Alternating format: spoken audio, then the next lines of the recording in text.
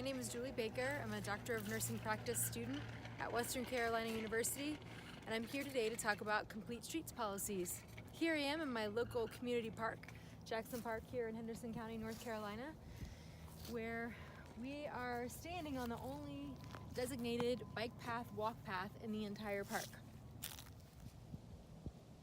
Today I'm going to take a look at the Complete Streets policy, possible adoption for Henderson County under the lens of a few different areas.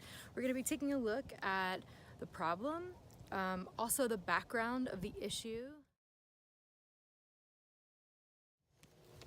So the problem statement that we're going to be analyzing is, would adoption of a Complete Streets policy in Henderson County impact rising obesity rates and encourage physical activity?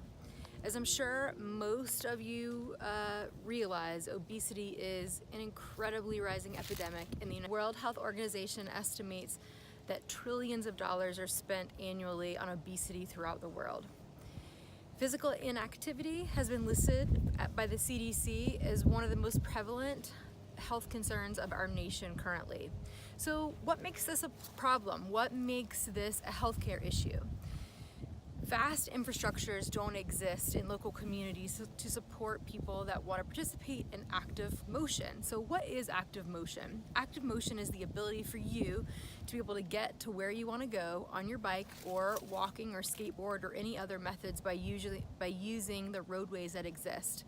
Currently, in many rural communities like Western North Carolina, the infrastructure doesn't exist and hasn't existed to share the roadways with vehicles.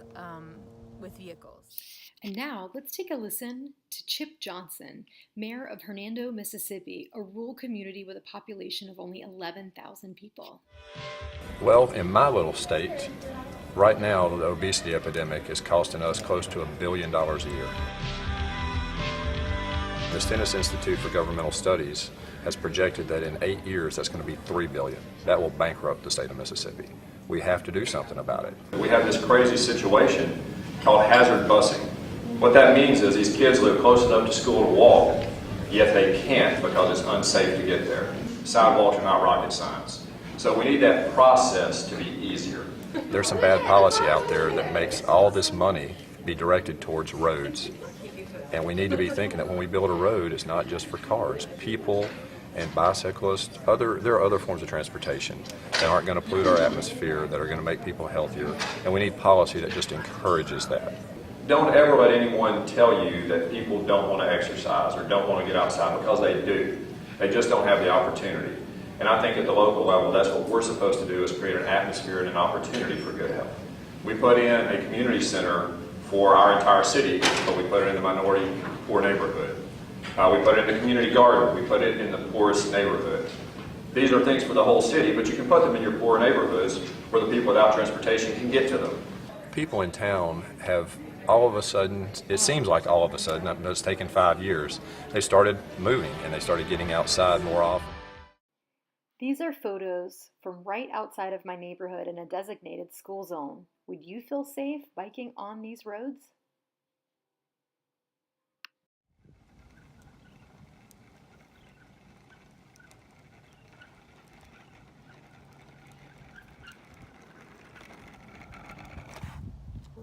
Complete Streets policies are policies that address the built environment to support multi-use roadways.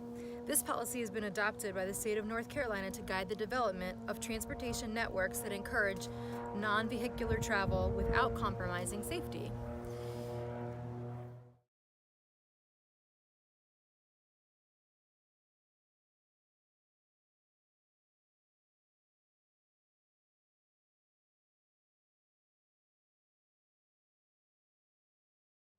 Society is beginning to understand that successful treatment of obesity involves more than medication, it involves more than classes, it involves more than people decreasing the amount of food they eat. One of the huge barriers to large groups of people being successful with weight loss is the amount of physical activity they do or don't get. When communities lack infrastructure to support people being able to be physically active as they carry out their normal daily activities, it really prevents them from being able to get the 180 minutes per week that is recommended by the American College of Sports Medicine. Additionally, if people had a way to increase their physical activity, we may be able to see some improvements in rising obesity rates throughout the country.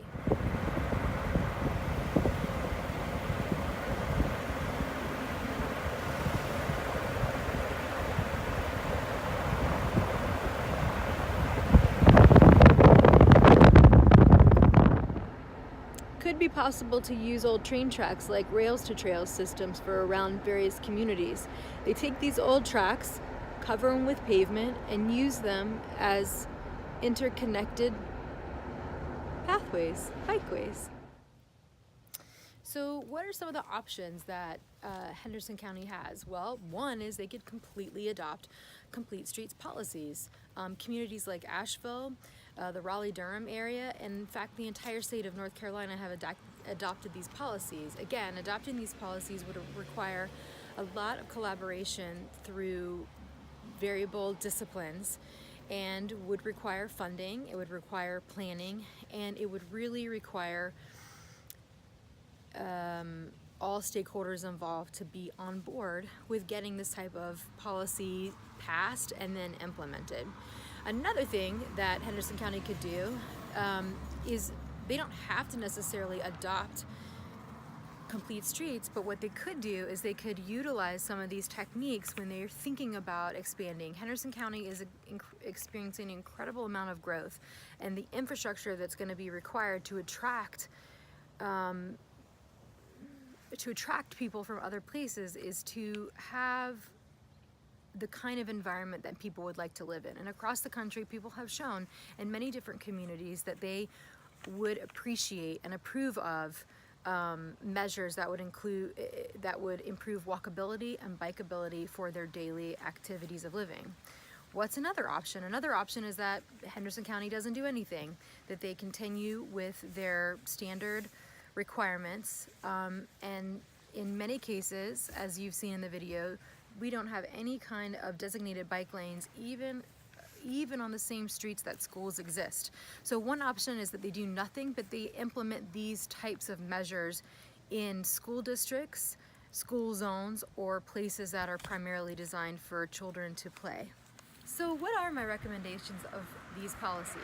As a healthcare provider, you might find it strange that I'm analyzing an infrastructure policy or a transportation policy. Some of you may even consider this to be an environmentalist policy, and really I would argue that they all kind of fall under what healthcare providers should be concerned with.